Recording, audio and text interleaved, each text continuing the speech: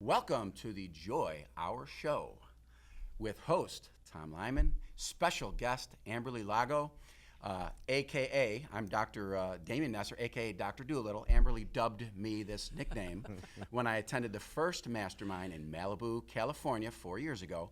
Unbeknownst to me, I attended the mastermind thinking that there were other males that were going to be there, going to be there for the big event. To my surprise, I was the only one.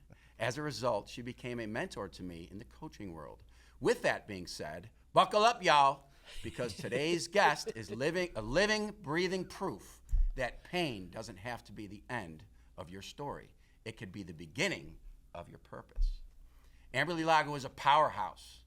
She's a best-selling author, speaker, podcast host, and resilience coach. But more than that, she's a survivor, a warrior, a woman who gets knocked down, gets back up with more grit, grace, and fire than ever before.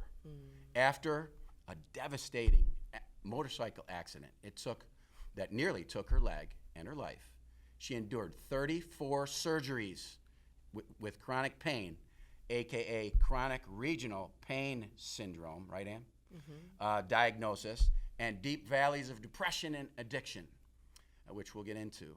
But instead of giving up, she leaned in, did the work. We all got to do that work. And now she's helping thousands around the world finding hope and healing through her story.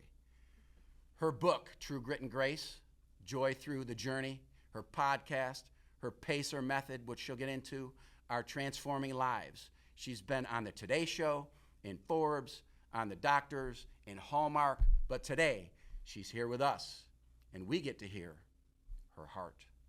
So if you've ever battled pain, addiction, shame, or if you're just ready to be inspired, this conversation is for you. Amberly, welcome to the show. Thank you so much. And wow, that introduction. Can I just have you come with me everywhere I go? Thank you. And yes, you were the token fella. And actually, that's been almost 5 years ago. That was 2020. And it was when the world stopped. And I decided I had already been planning for 6 months to create the Unstoppable Life Mastermind. And my husband was like, "You're going to do something called Unstoppable when the world stopped?" And I was like, "Yep, I sure am." And you came to Malibu, and you were just loved by everyone there. Came in the door, and Brooke Hemingway gave me a big hug. Yeah. And all of a sudden, I see these boots walking down those stairs. Clink, clink, clink, clink, clink, clink. And I said, "That must be Amberly." Yes, it was. Yeah, that was fun. I can't believe how time flies. Yeah, time flies. Time flies. Yeah. Yep. Yeah, but I'm just so happy to be here with y'all. Awesome. I'm excited. This reunion is awesome. It really is. I'm excited, and you did a fabulous introduction. And actually, I met you, Dr. Doolittle, because of your event. Oh. 2 years ago in Dallas. So if you think about just the importance of connection, and importance of, going to events to meet people, you never know what God's doing. But I am honored to sit in the studio today with both of you, and just ready to, continue to share this with others as far as the importance of connection. And even when maybe you feel uncomfortable, go to an environment that maybe you do feel uncomfortable, and see how it can stretch you and how God can introduce you to people. But just so thankful to be sitting here today. Yes. Fabulous introduction. And just amazing. Yeah. I want to jump in real quick and just share how I know Amberly. I believe it was a God thing. Was a few years ago, as I was just fresh into sobriety, I started listening to a few podcasts. And prior to that, wasn't really something I did. So I had heard the name Ed Mylett, so I clicked on Ed Mylett. Let's see what he says. And I think it was the second episode, maybe the third, and it was the one with you. And I'll never forget, my wife and I were sitting at a weekend. We got away, and I started listening to this podcast, and your voice came on, and I thought, I'm going to listen a little longer. What's going on here, and hearing your story. But the part that got me the most was when you started talking about alcohol, because I was just freshly sober. And I'll just say how important that is to utilize podcasts to reach people, because you never know who's going to listen to it when. But that came at a moment in my life where God was telling me to share my story openly, but my story came with a lot of shame and guilt and embarrassment. Yeah. And I was like, no, maybe I just tell people I'm sober and keep it simple. But God was telling me, be loud, be vocal, write a book, do a podcast, be a speaker, be a preacher, be a teacher, you know. And I'm like, yeah, but that imposter syndrome, that self-doubt was there. And so just thank you for doing that podcast and so many more that you do to reach people. Well, thank you. I'm already getting emotional just because I relate so much to that shame that you said you felt. And I had so much shame. I mean, here I went from being an athlete, sponsored by Nike, successful career, doing, I was doing infomercials and fitness videos and Shape magazine, regularly contributing to health articles, married to a lieutenant commander of the highway patrol who would arrest drunks like me. He didn't even know how much I was drinking. So I had so much shame and kind of thought, how did a good girl like me, that's what I thought, how did a good girl like me end up here living out of a bottle of booze? And I had just so much shame about that for a long time. In fact, I did not tell anyone. I mean, I told my husband, I said, I think I got a problem. And he's like, oh, you don't have a problem. Anybody would be drinking if they were dealing with as much as you were dealing with. Well, he didn't know. I was hiding it from the world. And he didn't know how much I was drinking. He just knew I was a mess. But I didn't tell my daughters, I didn't tell anyone that I had stopped drinking and was sober for like 6 months. And then I told my oldest daughter, who's now 30, and she has been amazing. And then I remember I had about a year of sobriety, and I started telling friends, and I had over a year of sobriety, and I had met someone in Dallas, and she had like this big sober Instagram account, and we met for the first time in person. I'd found her through social media, and we met, and she did a post with a picture of us and was like, met my sober sister. And I was like, oh, now everybody knows. Like, I was like, well, I guess my anonymity is out there. Like, it's done. Like, people are going to know. But it was good because it gave me the cat's out of the bag, and I need to start sharing this. And the truth will set you free. It might kick your butt a little bit at first, but it does set you free. And I think there's so much, it was scary at first. It was so scary. I think it was more scary writing Joy Through the Journey than it was even True Grit and Grace, because I share stuff in Joy Through the Journey, like the real struggles, the real times that people maybe don't see, like they see me on stage or at an event, or they hear me on a podcast, but my husband sees when I'm flat on my butt from the pain or exhaustion, or when I have a CRPS flare up. He saw the darkest days of when I was struggling before I got sober.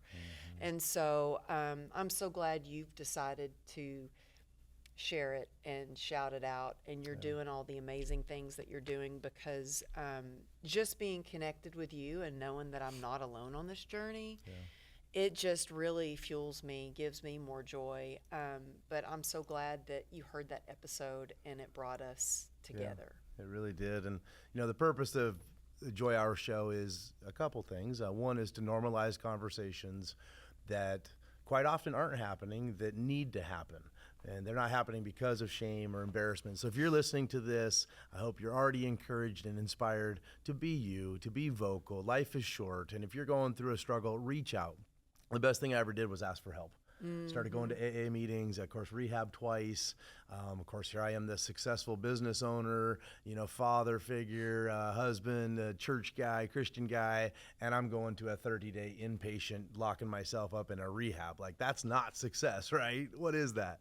And so very embarrassing at first, but then I started saying, you know what? This is my story. This is what I've been through, and I've slipped and fallen and made choices, but God is good. And I just want to encourage the listeners to understand that that's why we do these things, is to help you start to be vocal and find your circle of people that do talk about these things. That's right. There should not be shame and embarrassment. It's just, we fell down. I think of kids that fall down on the playground, they just help each other back up and they keep playing. But as adults, when we fall down, there's a lot of guilt and shame that can come. But yeah, we share what we've been through, how we got through it. But in your book, Joy Through the Journey, you also get real about what you continue to go through and how you get through it. And that I want you to go ahead and touch on a little bit, is just how do you have, joy through the journey on those days where you don't have joy? Yeah. Well, here, it's actually, as of a month ago, 35 surgeries. So it's not like I had this horrific motorcycle accident and, they repaired my femoral artery that was severed. They did all these operations, and I was so grateful that, I had a 1% chance of them saving my leg, and they saved my leg. But then being diagnosed with a supposedly incurable nerve disease called complex regional pain syndrome, which is basically, for lack of a better term, it's like a computer that needs to be rebooted. There's a constant loop of pain. Mine's in my right leg and right foot, and it just feels like a million rubber bands wrapped around your foot, a vice grip. And so I've had to, I remember when I was diagnosed with this doctor, diagnosed me, and he was like, well, your life is never going to be the same. You need to go back and get in your wheelchair. And I was like, well, for how long? And he goes, no, forever. Like, your life, you'll never work again, you'll never walk again, and you'll probably wear orthopedic shoes. And I was just like, orthopedic shoes? Like, I'm not wearing orthopedic shoes, that's my thought. And I went to another doctor, and he said, yeah, you've got it. And I was like, no, this cannot be my life. So I went to a third doctor, and he was like, yeah, you've got this incurable disease, and you need to take radical action. And so I started trying everything and anything. I mean, I have flown out of the country to try a treatment. I was doing ketamine infusions, which I had never done a drug in my life, never had a problem with alcohol. But I was on 73 homeopathic pills, 11 prescription medications, Eastern, Western medicine, spinal block, spinal stimulator. In fact, the last surgery I just did, they did a spinal stimulator, which went wrong. It was basically like I was being electrocuted from the inside out. So I went back to the hospital, had it taken out, and I turned to alcohol. By the grace of God, after struggling with that for a while, I did ask for help. It changed my life. And I asked God for help first, and that changed my life, and things started to get better. And I built myself up from rock bottom, became my rock foundation, and it took a while, but I started working again. I started, I wrote my first book. That was out there, and I was just on this go, like loving everything, like, oh my gosh, pinch myself, like the gifts of sobriety, like the promises have come, like I've repaired a lot of relationships. My health I took my health back. But then, with a lot of good things that were happening, I realized I had been, conditioned to say yes. Just say yes to everything. Like, grab that opportunity. I was like chasing success and chasing achievements. And I would just be drained, and physically, mentally, emotionally. And I thought, wow, where's the joy? I've always been a pretty joyful person. And I realized I've been in this tiny office of mine at my home, and I've been on back-to-back Zooms and been in this office for 16 hours. I've got no sunshine, barely took time to use the bathroom, much less eat anything. My husband would like pop his head in and say, there's food for you on the table, And I was like, what am I doing? Literally killing myself. I've survived all of this to like slowly be killing myself. And I stopped going to as many recovery meetings.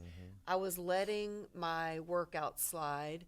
I wasn't getting sunshine. I wasn't taking time for laughter or play or to do what I call joy spotting. I was just like work, which I loved my work, but there was no the alignment. I was kind of slipping out of alignment, and I slipped with my sobriety. I lost my sobriety.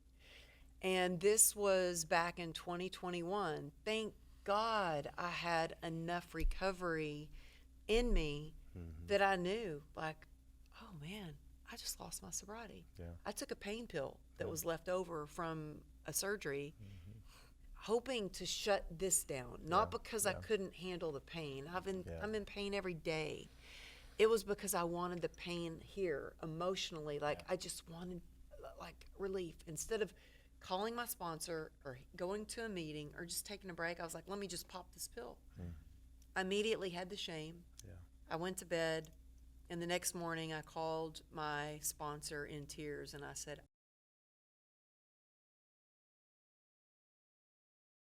especially to my sponsor, and she's like, what is going on? And I had to start my days over, and by the grace of God, I get to be sober, and I get to experience the promises and have the freedom in the life that I have, and I don't take it for granted. But I've learned, like, I had to get back to basics. I had to get back to, like, I'm sure you hear this in recovery a lot, halt, like never get too hungry, angry, lonely, or tired. I've had to put back into play like the practices where I take care of myself in the morning. So before I start flipping through my Instagram account or LinkedIn or emails, I have to start with getting on my knees and praying. Because when I'm on my knees, it reminds me how small I am and how big God is, how small my problems are compared to what God can do in my life. And I can just turn it over. I have a gratitude practice with my sober sisters, and we write what we're grateful for, and we share that. And so I don't feel alone.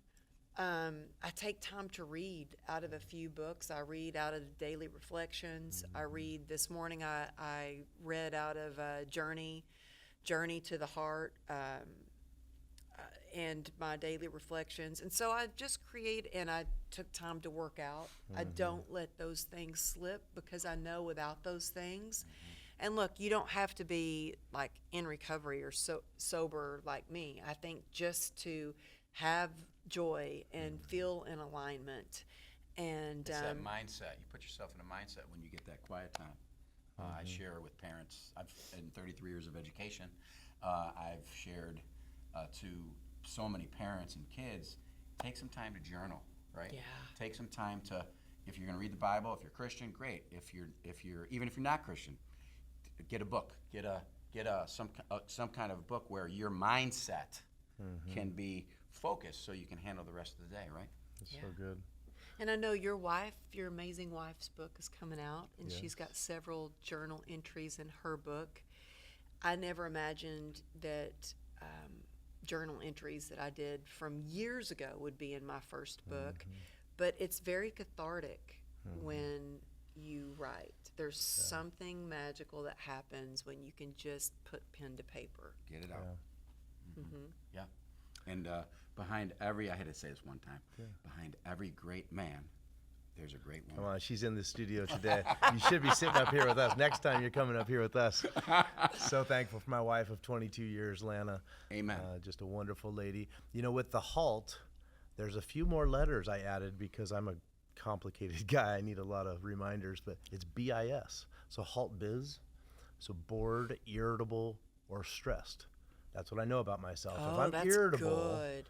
I might not be angry. I might not be tired, but irritable came into play just a few months ago, and I kind of added that to my own little recovery practices. You know, I know enough about myself. If I'm just hungry, hey, it's all right.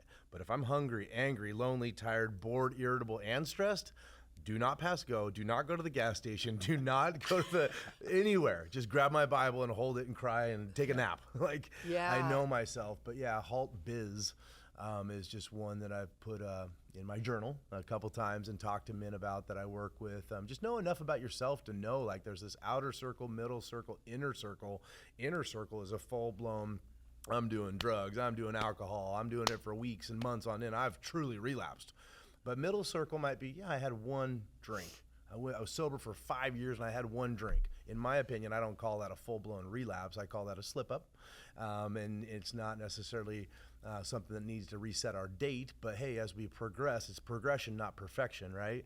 And so with this, I'm working with a lot of people on these topics, whether it's food addiction, whether it's Netflix addiction, anything. Start to notice enough about ourselves where it's like, why am I clicking purchase on Amazon again and again? We want that dopamine hit. Why am I watching this? Why am I looking at this? Why am I doing this about myself? And yeah. Oh, yeah. But dopamine, as you know, a lot of healthy dopamine comes from service work. What's a mantra? Your mantra? Learn, dream, and achieve, and give back to someone who can't give back to you in your classroom of life. And when you do that and you truly serve others, find opportunities at a nonprofit, find opportunities at a church, go to a food bank, anything, but it takes us outside of ourselves and lets us remember, like, we are blessed. You know, just taking a breath is a miracle. Just being in the studio today is a miracle. It is. It really is. As we sat down, I really thought what a blessing it is to get to be here with y'all. I mean, a month ago, my assistant, she thought I was going to die. Tell us. Yeah, I found out that she did actually tell some people that I only had a little bit longer to live. And I'm like, my one good friend was like, I don't think you know Amberly very well. She might fall, but she always gets back up, you know. But I love adding what you added to the halt. Boredom can be not so good for a recovering alcoholic, but when I'm irritable, like when I'm walking my sweet little pup, Nugget, and I am cranky because Nugget's being a dog and doing something that dogs do, and I'm like, what are you doing? What? Oh. I'm like, okay, what? She's being a dog. Why am I so irritable? What am I not doing? Right. What do I need more of? Do I need to get my Bible out? Right. Do I need to call somebody and be of service? And I always say, you know what? When you're irritable, be of service. When you're bored, be of service. When you're sad, go be of service. Like Change that, your mindset. It really does. It's what really helped me actually when I was in the hospital, and people go, how could you be of service when you were bedbound, like you were completely bedridden in a hospital bed? And I was actually making phone calls to clients. I was making phone calls to the other trainers. I was getting them set up with another trainer.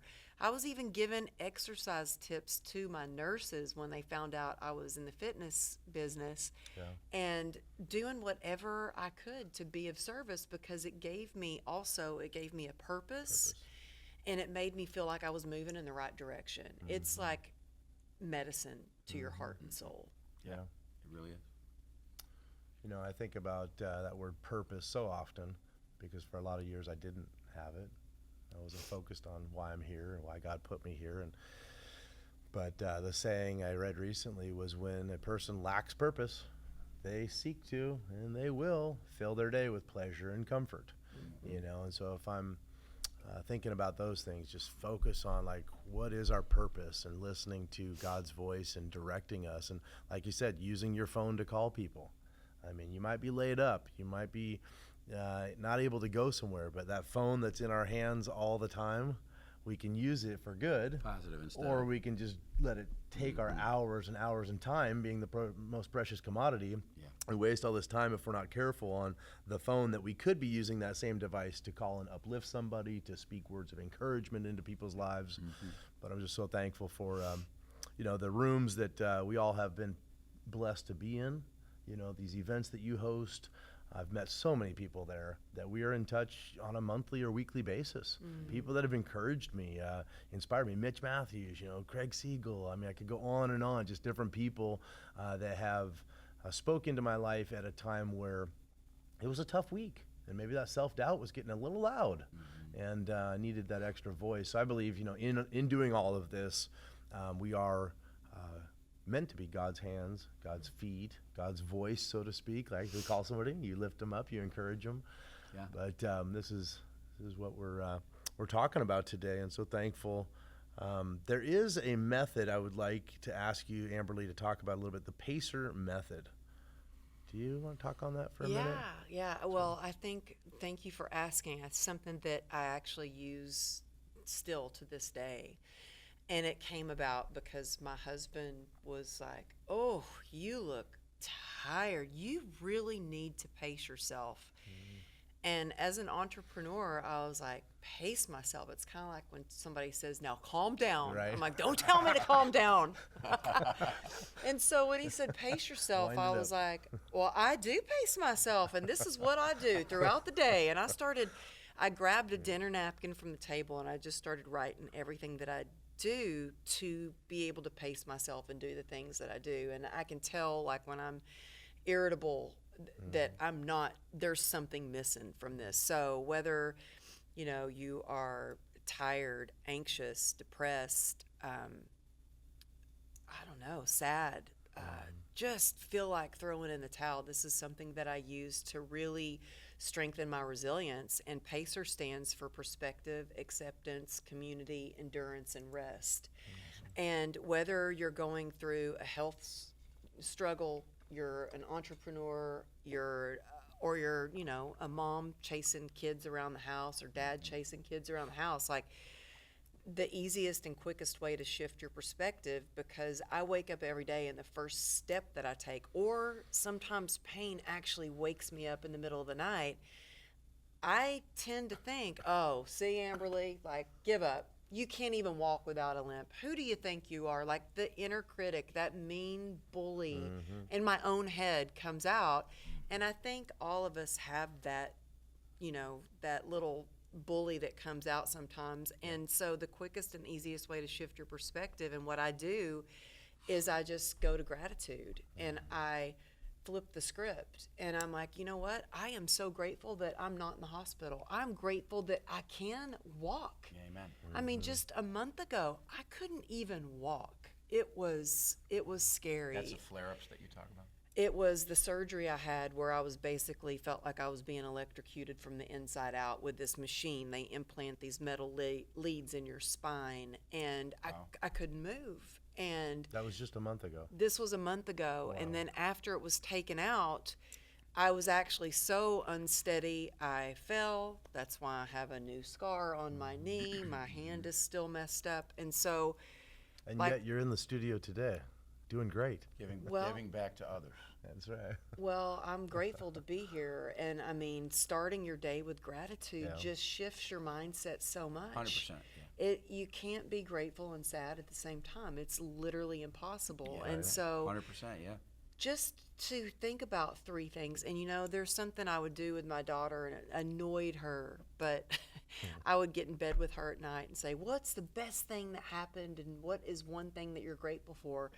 And what you think about before you go to bed, you tend to think your subconscious is working all throughout the night, and you wake up and it can affect your day the next day. And so that's why I like practicing gratitude in the morning and before I go to bed. And a lot of times when I get in bed at night, I say a prayer, and sometimes it's just like, "Thank you, God, thank you, God, thank you, God, for keeping me sober one more day."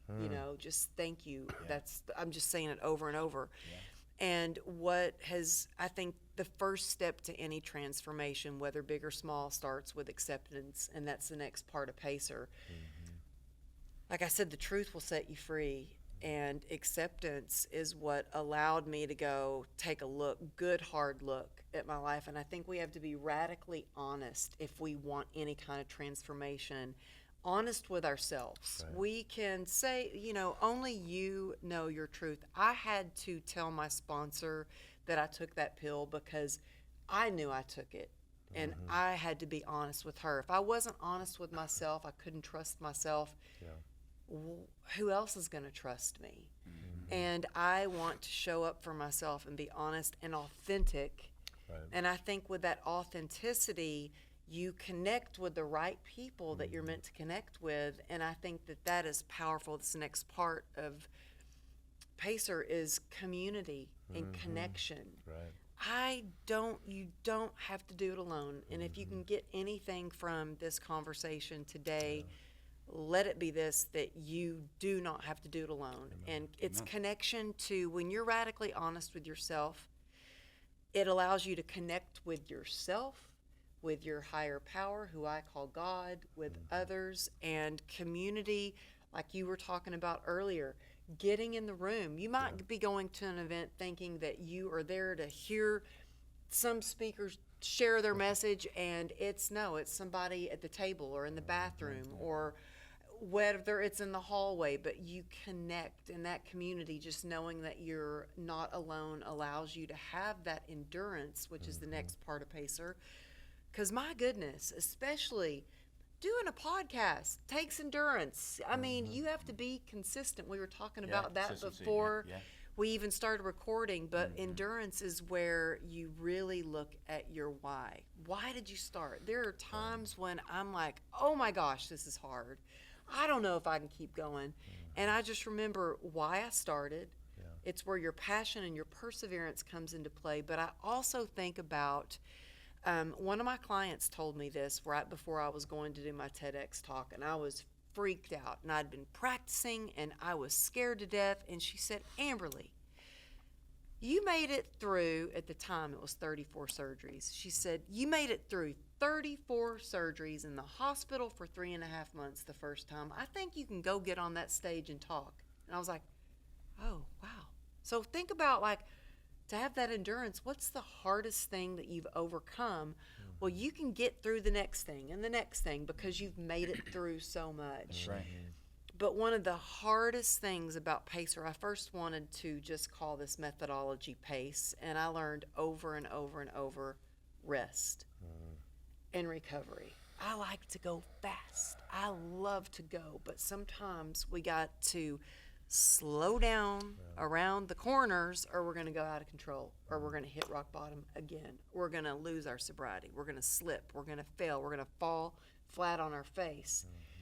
Rest and recovery, sometimes we have to strategically plan times in our day, and that's the big change that writing Joy Through the Journey it really taught me. Is I got to get back to the basics of HALT. I got to get back to the methodology of Pacer, and then I've come up with new methodologies that I'm working on for Joy and Spark and how to be a Joy Sparker. But I had to really rest and plan times to take care of myself. And when I say self-care, I'm not talking about just bubble baths or massages. That's all great. But I'm talking about really creating a life that you don't want to escape from. Wow, that's good. That's very good. Beautifully said, and makes me think too about my own life on resting or not resting. And the old Tom, for most of my life, didn't want to rest at all.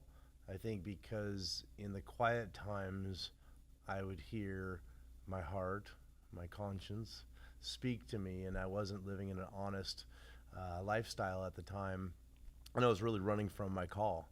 And so I think if you're not able to rest, kind of think about why. Do you love yourself? Are you okay with yourself? Have you worked through recovery of being honest and transparent with someone you love, your spouse, with a sponsor, with yourself? Because if not, sometimes the reason we run and go and do and busy, go is because if we rest, that's when our mind says, well, what about that exercise routine you were going to do, Tom? What about eating better, Tom? What about that Bible reading you said Tom, I'm not living up to the things I'm telling myself I am. And so there's this conflict, this internal storm that's going on. But there's so much peace when we work through those things and then can rest and then can take a nice nap or just take care of ourselves. That was so good. I'm going to look into more of the Pacer method. Beautiful. And holding true to it and having conviction about it.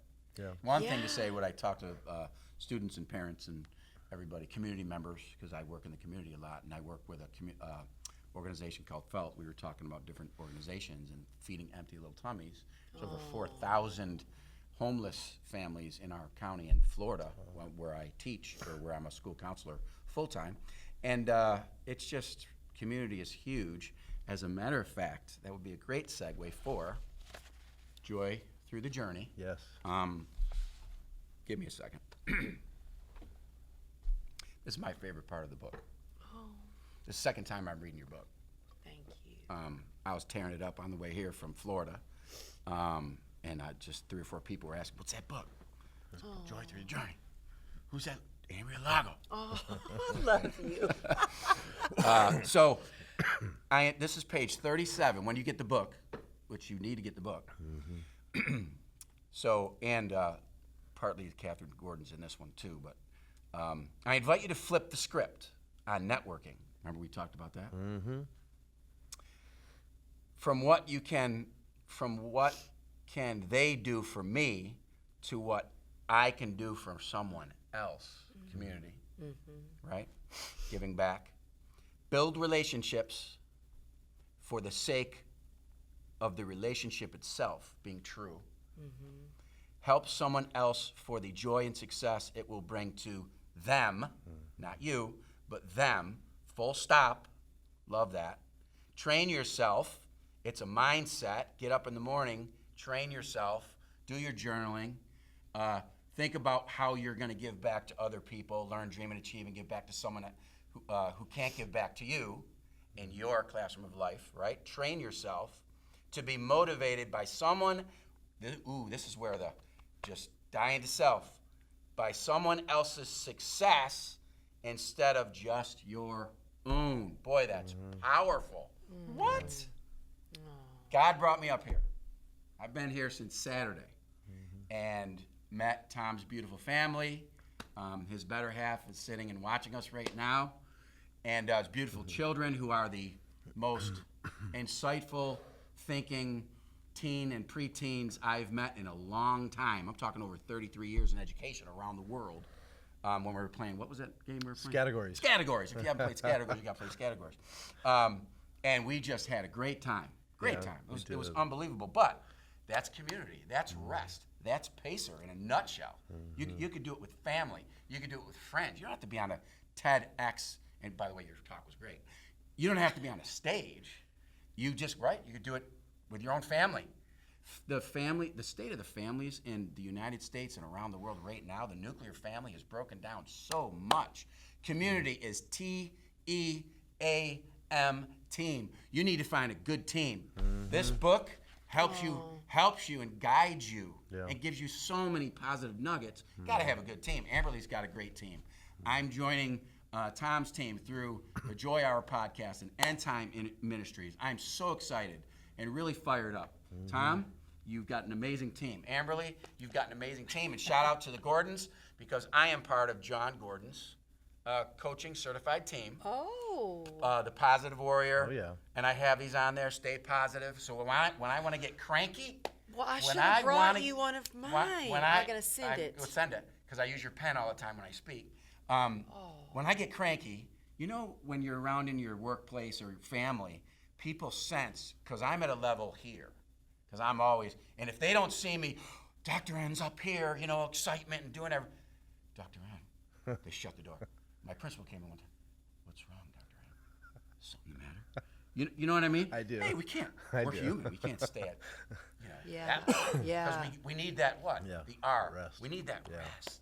Yeah, I'm glad you brought up the rest again, because I can relate to what you shared about you don't want to rest because you start to hear your mind. You say, oh, I didn't do this. I got to do mine is, oh, my goodness, I've got to do this. Like, you know, and I've switched that to I get to do this. But I love that you say, ask yourself why. Why are you feeling like this? I think that's really good to do. That's what I did when I was in the middle of writing Joy Through the Journey is, why is it so hard for me to rest? And for me, it was different. It wasn't so much the fact that I'm thinking about, oh, I didn't do this, or oh, I messed up on that, or I got this long to-do list. Mine was, I didn't feel worthy enough of rest. I didn't feel worthy enough of even taking care of myself. Like, I have to just go and provide and do and prove and earn the trust of people, the you know, that they think I'm worthy enough, that I can provide enough. And I mean, and I looked at, okay, well, why do I feel that way? And I felt like such a burden as a child. My parents split up and they fought between child support, and I ended up moving from my mom's to my dad's, then not being able to stay at my dad's, and then living with a friend for a while, and you know, working 4 jobs in high school as a senior, and through all that, like feeling like I had to prove myself, like, well, if I am an honor student, if I am on all AP classes, if I am the choreographer for the drill team and the cheer team, and I'm the president, and I was Miss Greenville High School, then I'm worthy enough, then I will deserve their love, then I can rest. And it's like, no, I think about when my daughters are sick or they're struggling, would I say, well, oh well, get up and keep going? No, I would say, well, lay down. What do you need? Let me bring you some soup. I would rub their head. I'm learning to do that for myself. That I don't have to earn somebody's confidence. I don't have to earn my worth. You are born worthy. You are born enough. And I've had to learn that. And I mean, I'm in my 50s and I've just now learning that. Like, where did that come from? You know? And so it's definitely been a journey. And there are ways to have joy through pain, through struggles, through hardships, through discovery. So yeah, I just had to say that that's something that I've learned that just recently, like, why don't I allow myself to rest? Because if you don't, Tom and I talked about this yesterday when we did a show. Sleep deprivation comes in, and if you get sleep deprivation, especially with everything we've been talking about, it's disaster, right? Yeah. Oh, health-wise, you know, I was wearing an Oura Ring and a Whoop at one time. I don't have them on right now. But I was monitoring my sleep. Like, that was actually the first thing. How much sleep did I get? How much REM sleep? How much, you know? Now I'm just like, you know, not How much so, sleep? How much sleep do you need? How much sleep do you need? Well, I would love to say I get 8 hours a night. I don't. I feel great if I'm like, yes, I got 7 hours of sleep. You know, I'm like, that's good for me. Yeah, everybody's kind of different. So How much sleep do you need? About the same. 5 or 6. I like 8. I mean, some days I'll get 9, but I'm usually 7 on average during the week. Usually 7. Yeah. Interesting. Yeah, when I'm got some serious deadlines, I can go, like, I'll get 5 hours, which is not great. I really strive for 7 solid hours. I sleep good, but and I've learned also to disconnect, like get off the phone, get off the laptop. The email can wait till tomorrow morning. I've scheduled times in my calendar, like blocked it out, where from 5 a.m. to 7 is my time. And from 7 to 10, unless I have like a client that is just, they've been at that time at 7 a.m. for years, then they have that time. But a lot of times that's administrative time that I have. But I've had to block it out in my calendar, and I'm old school, and I have a paper calendar, and I even write it in my paper calendar, like, this is the time for my workout, this is the time for my recovery meeting, because if I don't, I'll feel it. Yeah. I'll fill it with something, you know? Yeah, good point. Very good point. Just thinking of a name you mentioned a minute ago, John Gordon, at your event a couple years ago. He was one of the main speakers. And, you know, I like to meet people. I try and, throughout a room, just say hi to everybody. But I knew, you know, a lot of people in the room, and just waited for that moment to go up and say hi, thinking, you know, a guy of that caliber might be like, oh, nice to meet you, and just real brief. And he was just sincere and he's the best. a great guy to meet, and everybody in the room really was. And then again this year, Trent Shelton, that was phenomenal. A quick story on that. 3.5 years ago, when I got clean and sober, also started a nonprofit, and so I got another phone number for that reason. And right away on that new phone, I started getting these text messages, just really uplifting, positive text messages. I'm like, a new phone, who's texting me? Nobody has this number. Well, then one of them said Trent Shelton, which I didn't know who it was. I had no idea who he was at the time, 3 years ago. And so I Googled Trent Shelton, okay, learned a little bit about him, right? So I started loving, because everything he would put through that text message, it just came at the right time. Just a one sentence, little nugget, you know, but I felt like it was God talking to me. It was that strong. It was that spot on for what I needed each day. And so if you're putting content out there, podcasts, text messages, emails, just know, like, they don't fall on deaf ears. You don't know who you're going to reach. That's right. By that. And so I got to see him a couple of months ago at your event. That's the first time I've seen him in person. So I said, hey, I got to tell you something real quick. And so I shared the story. He's like, that's cool. He told his camera guy, he goes, hey, let's get a recording of that. Tell the Was it Cole? Yes. I think Cole, yeah. He said, tell the cameraman what you just told me. And I just said, I got this phone, and messages came through, and they inspired me and encouraged me. And, I do have a lot of awesome voices in my life, a lot of pastors, thank you so much, people in my recovery circles. But just if you're not reading, I would encourage you, become a reader. If you're not signed up for good, uplifting podcasts, do so. If you're not in the right rooms with positive voices, trusted voices, change your environment. There's a lot of garbage out there. Yeah. There's a lot of people too, back to the John Gordon comment, a person of his caliber could be all about ego and self, and it would show through. I can pick up pretty well on people as far as why they do what they do, what's their why, and if their why is money, and a lot of people are, and they're successful in money, that doesn't interest me at all. Now, if they have money as well, that's a great byproduct. But what's their why? What's their heart? And why are they doing it? So thank you again for providing the events and the atmosphere and the people that are connecting through the in-person events and then the virtual events that you do. And we've been talking about doing some of those to continue to just have people connect and inspire and encourage each other through the storms. Real talk about real life. And just, John Gordon's team is amazing. They have a monthly gathering. I try to go on as many as possible, and team is so important. I know I said it the first time, but if you don't have a good team, that energy of having a good team will help you stay on a positive mindset, which in fact, as a result, you fill the bad things. If someone's drinking a beer or liquor, they could fill it with coffee. So every time, I tell young people this all the time, if you want to replace something, you replace it with a good thing. Instead of looking at bad pictures, whatever they are, fill it with reading a good book, joy through the journey.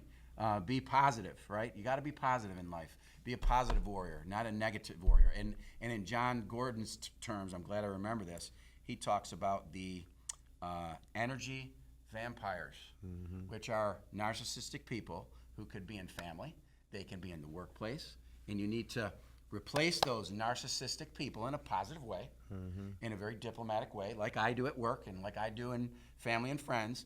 And I got rid of in a positive way, all the narcissistic energy vampires in my life, and I filled them with positive people.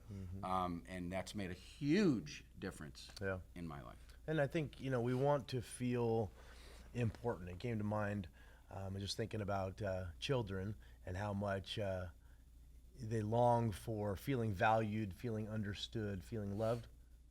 But I don't think that goes away. No. I think at all ages, we still want to feel loved and important and special.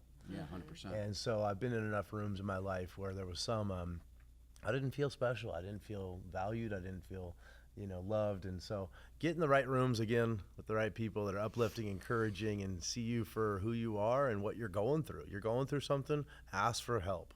You have an area of struggle. In my weakness, God is strong, but also in my weakness, my brother can be strong and lift me up this week. And a month later, I might be lifting him up. So just encouraging people. On that, I know we have a little bit longer here. What upcoming events or anything you might want to mention, or your website, or how could people learn more about your books?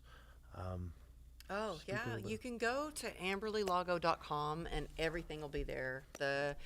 I have a mastermind. It's actually now for women only. You might sneak in. Just get a wig. Hey. So the older generations will know, but maybe I could dress up as Tootsie. Well, and you can tell Catherine I'll dress up as Tootsie and I'll come. Yeah, well, actually, I had, through part of my mastermind, we do a retreat at my house. Yeah. We do actually 2 retreats. This year we're actually getting ready. I leave Saturday to go to Kauai, which I'm super excited about. So we're going to Kauai and experience a week. There's something very healing and magical about being on the island. Group, and where are we going to go? We're going to go somewhere. Yeah. Well, I had Ian Bowen. I don't know if you met Yeah, him yeah.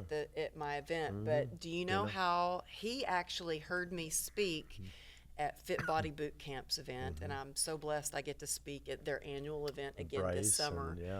and And he, on social media, he put on a long blonde wig and put, so I know your mastermind's for women, but can I be in your mastermind now if I'd wear this? And I was like, you know what? Come to my retreat. So out of all these women, they all came to my home, and I had Cole there. Cole's a good friend Yeah. of mine, and he's like my videographer, content creator. So he's like with me all the time.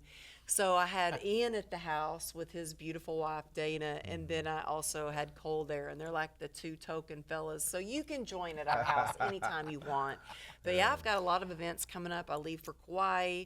I have an event every week, and I have another in-person mastermind retreat that this is the first time I'm actually inviting a few select people to come to the house, and that's in September.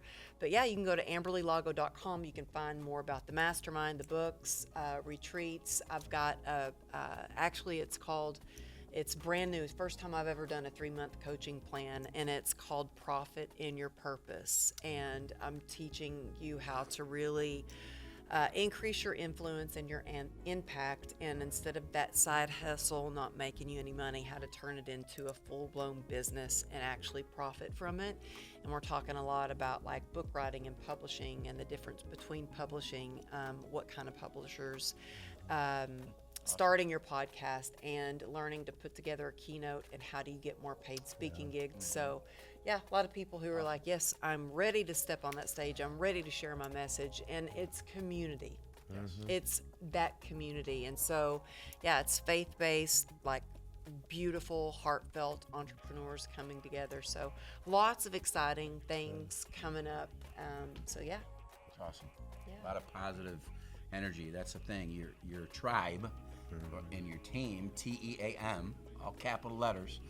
You have to be positive. You got to get that positive mindset in the morning. You got to do it in the morning. Can't do it at night, because all kinds of things can happen between the morning and night, right? Yeah. Got to start with a positive in the morning, and then it gives you fuel for the rest of the day. Awesome. Well, there you have it. Real talk about real life, the Joy Hour Show. So thankful to have Amberly Lago and Dr. Doolittle, Dr. Damien, here today. Honored with that name. Honored. This has been great, and stay tuned for more talk like this in the future.